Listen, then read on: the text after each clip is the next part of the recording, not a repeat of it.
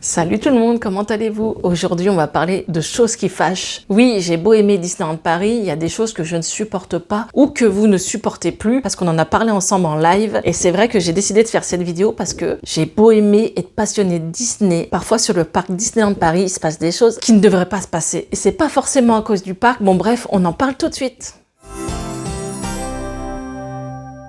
Alors oui, on peut dire comme ça, j'ai à peu près 28 ans d'expérience sur le parc Disneyland Paris. J'y vais depuis très très longtemps. La première fois que j'y étais, il me semble que j'avais à peu près 9-10 ans, tu vois. Oh, je n'ai pas. Studio n'existait pas et les choses ont évolué et pas forcément à la faveur du parc. Mais là, on va pas parler de ces choses-là, on va parler plutôt des choses que je ne supporte plus sur le parc, ce que je déteste voir sur le parc. Allez, anecdote numéro 1. Alors souvent, quand on va sur le parc Disneyland Paris, même vous qui y allez, vous me dites parfois, vous me faites des retours, Priscilla, j'ai cédé, ça a l'air trop bien, quand tu nous montres ça en vidéo, c'est magnifique. Sauf quand j'y suis allée, il y avait trop de monde. C'était horrible, j'ai détesté, il y avait foule. C'est vrai que quand il y a trop de monde, c'est compliqué. Mais si tu t'organises bien, tu peux éviter par exemple ces jours d'influence où il y a énormément de monde. Dans un premier temps, il y a des mois à éviter, c'est malheureux à dire, mais par exemple la semaine des vacances de Noël, les semaines de vacances d'Halloween, faut éviter un peu ces vacances-là. Moi personnellement, là j'y vais au mois de juillet, c'est le genre de choses que j'aurais pas dû faire puisqu'il y aura les Jeux Olympiques et forcément ces touristes qui vont aller voir les JO vont aussi en profiter pour aller à Disneyland Paris. Donc n'hésitez pas à me suivre parce que cet été, je pense que les vlogs vont être chargés en monde, mais je vais vous montrer mon organisation. On arrive toujours à s'en sortir. Donc c'est vrai que quand il y a du monde, il faut éviter déjà les vacances scolaires. Il faut y aller vraiment en dehors des vacances, en pleine semaine, dimanche, lundi. Sur le site, quand vous réservez vos séjours, ils vous montrent les mois. Et les mois haute saison, on peut dire ça comme ça. Donc n'hésitez pas à en profiter. Quand c'est basse saison, en fait, c'est que il y aura sûrement moins de monde sur le parc. Deuxièmement, tu télécharges l'application. L'application, les gars, c'est indispensable sur le parc. Ça n'existait pas à l'époque. On avait des panneaux d'affichage. Tu étais obligé d'aller voir tous les 5 minutes, savoir le temps d'attente des attractions. On a une application. Vous la téléchargez et en direct, vous allez voir le temps d'attente des attractions. Le temps d'attente, les gars. C'est-à-dire que tu vas pas aller à l'autre bout du parc, en fin de compte il y a 40 minutes, tu retournes au studio il y a 5 minutes, non, tu regardes, tu planifies tes attractions en fonction de l'application. Ce que je peux vous conseiller aussi, c'est de pas faire le studio le matin, vous le faites plutôt en fin de journée. Pirates des Caraïbes, en fin de journée aussi, il y a moins de monde. Voilà, parce que les gens ont souvent tendance à venir le matin au studio, à courir faire Crush Coaster par exemple, ou Hollywood Tower. Non, faites ça en fin de journée. Vous allez sur le parc principal le matin, ça sera plus calme. Vous pouvez aller faire tout de suite le train de la mine dès que vous arrivez sur le parc Disneyland Paris. Voilà, mais vraiment application et regardez les saisons hautes et saisons basses, ça vous évitera de vous faire surprendre. Sachez que si vous avez un handicap, je tiens à le dire, un dossier MDPH validé avec une reconnaissance, vous pouvez sur le site enregistrer votre demande de carte d'accès. À partir du moment où vous avez un dossier MDPH validé avec un handicap, vous avez droit à un accès prioritaire aux attractions. Donc ça, vous pouvez l'enregistrer en ligne, c'est facile.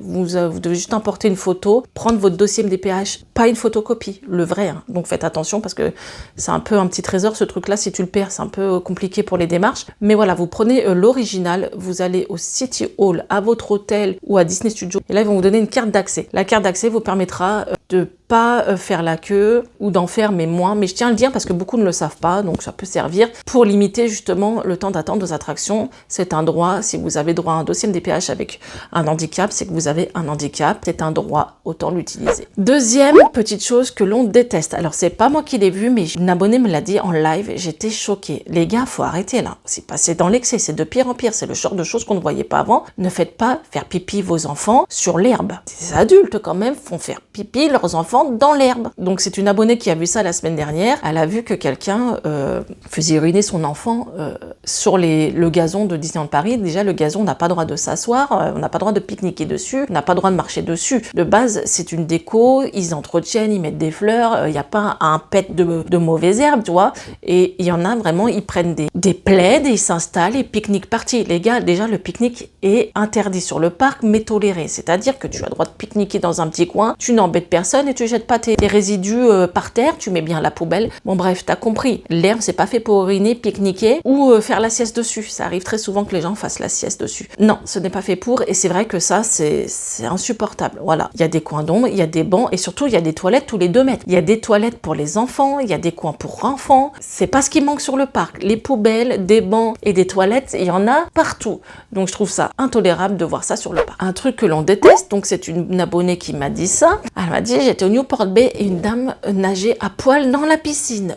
Déjà, j'ai envie de te dire, t'es pas toute seule. Bon, je pense qu'elle devait être toute seule. Peut-être elle a été très tôt le matin, elle s'est dit, il y a personne, il y a même pas de maître nageur. Je me crois chez moi, tu vois, je suis une star, je nage toute seule à poil. Donc déjà, les normes d'hygiène, ma cocotte, c'est pas top pour nous, quoi, merci. Visuellement, on n'a peut-être pas envie de voir tout ton attirail. Donc je pense que cette dame, après, a dû être sortie et on a dû lui la réprimander, je pense. Mais c'est vrai que moi, j'ai eu l'opportunité d'y aller une fois. Il y a une piscine extérieure, une piscine intérieure. Parfois, il n'y a pas grand monde parce que les gens sont sur le parc ou tout ça, mais c'est ce que je vous dis, c'est de pire en pire. Depuis quand tu nages à poil dans une piscine, dans un hôtel, quoi. Non, mais c'est incroyable. Un truc que l'on déteste tous, c'est pareil, des abonnés vont sur le parc, il me dit j'ai tenté grâce à toi et j'ai détesté regarder les parades ou Disney Illumination ou les drones parce que des gens mettent leurs enfants sur leurs épaules. C'est une catastrophe. Vous savez que dans les autres parcs, ça n'existe pas. Les gens restent assis par terre ou voilà, mais personne met ses enfants sur les épaules. C'est pas forcément les Français qui font ça, je tiens à vous rassurer, il y a beaucoup d'étrangers qui le font, comme quoi ils respectent peut-être les choses dans leur pays mais pas dans l'autre, mais c'est un truc de fou. Donc toi t'attends, parfois il y en a qui vont 2 heures à l'avance pour avoir une bonne place, soit les gens se mettent devant eux 5 minutes avant la parade ou peu importe, le spectacle, ou soit à la dernière minute, maman, papa, je vois rien, bah attends, tu montes dans les épaules, sauf que les 10 familles qu'il y a derrière, ils voient plus rien. Franchement, c'est n'importe quoi, c'est comme les perches télescopiques, vous savez, où c'est qu'on met les téléphones et on se filme, mais c'est interdit sur le parc maintenant, pourquoi il y a trop d'abus?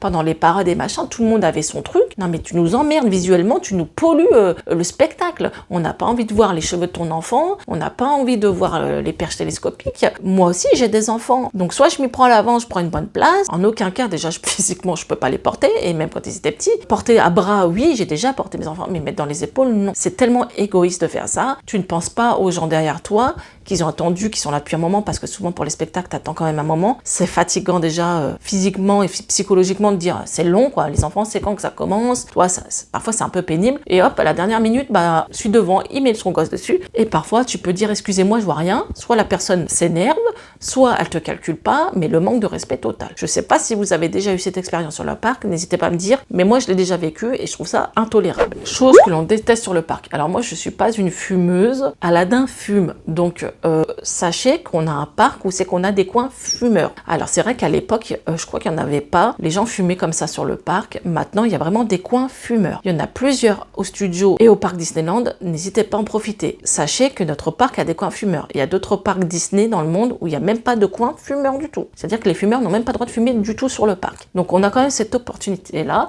Donc sachez que vapoter ou fumer sur Main Street, dans une file d'attente ou dans une rue de certains lands, tu n'as pas le droit. Il y en a qui le font. Voilà. Ils se disent pas, mais c'est bizarre, on voit personne fumer. Non, il y a des coins fumeurs.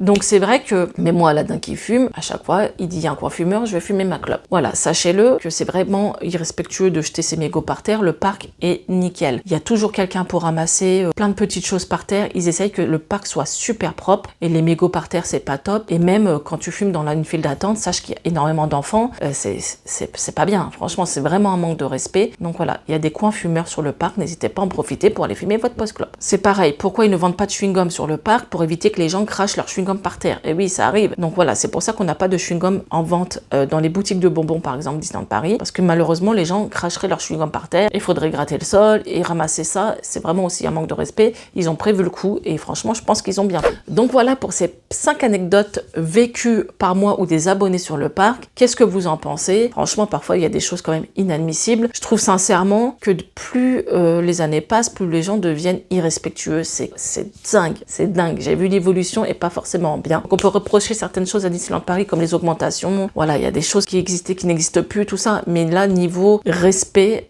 c'est plutôt nous qui faisons mal les choses, ou en tout cas pas moi, mais voilà ce que je peux voir. On y va pour être heureux, pour se changer les idées, pour rigoler, pour passer un moment famille ou entre amis. On n'est pas là pour se prendre la tête avec les gens. On n'est pas là pour se foncer dedans, pour passer devant l'autre, pour cracher par terre, pour mettre ses gamins sur nos épaules. On respecte les gens autour de nous et c'est valable dans la vie de tous les jours, les gars, à la base. Franchement, le respect, moi, je l'apprends à mes enfants depuis tout petit. Donc voilà, cette vidéo est finie. N'hésitez pas à la liker, partager, à vous abonner, à me rejoindre aussi sur Instagram, où je vous partagerai mes vacances à Disneyland Paris, bien sûr. Et s'il y a des sensibilités, je vous les mettrai en story, il n'y a pas de problème, parce que je suis sûre qu'il y en aura. Allez, je vous retrouve pour une prochaine vidéo et d'ici là, prenez soin de vous.